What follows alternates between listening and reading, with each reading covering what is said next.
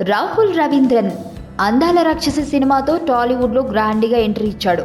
ఇక గతేడాది వచ్చిన prince Mahesh Babu block buster movie శ్రీమంతుడు సినిమాలో కూడా ఓ రోల్లో నటించాడు. ఇక రాహుల్ రవీంద్రన్కు ఇటీవల సింగర్ చిన్మయితో వివాహం కూడా జరిగింది. వీరు హ్యాపీగా కాపురం కూడా చేసుకుంటున్నారు. ఎలాంటి కలతలు లేవు. మరి అలా అయితే విడాకుల కోసం రాహుల్ లాయర్ వద్దకు వెళ్లడం ఏంటన్న డౌట్ అందరికీ వస్తుంది. రాహుల్ రవీంద్రన్ విడాకుల కోసం లాయర్ వద్దకు వెళ్ళింది నిజం.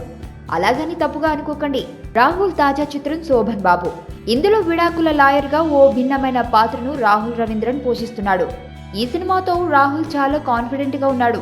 ఈ సందర్భంగా రాహుల్ మాట్లాడుతూ, ఈ సినిమాలో నేను విడాకులు ఇప్పించే లాయర్ పాత్ర పోషిస్తున్నాను. కానీ నా పాత్ర ముగ్గురు అమ్మాయిల మధ్య నలుగుతుంటుంది. వారి మధ్య ఈ పాత్ర ఎలాంటి ఒడ్డుకు చేరిందన్నదే అసలు పాయింట్. చాలా డిఫరెంట్ క్యారెక్టర్. తనకు తప్పకుండా పేరు తెస్తుందని ధీమా వ్యక్తం చేశాడు. మరి రాహుల్ కెరియర్ను ఈ విడాకుల లాయర్ రోల్ ఎలా టర్న్ చేస్తుందో చూడాలి. బలవంతుడు బలహీనుణ్ణి భయపెట్టి బతకడం ఆనవాయితీ.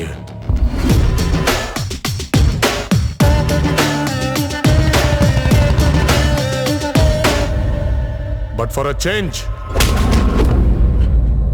ఆ బలహీనుడి పక్కన కూడా ఒక బలం ఉంది.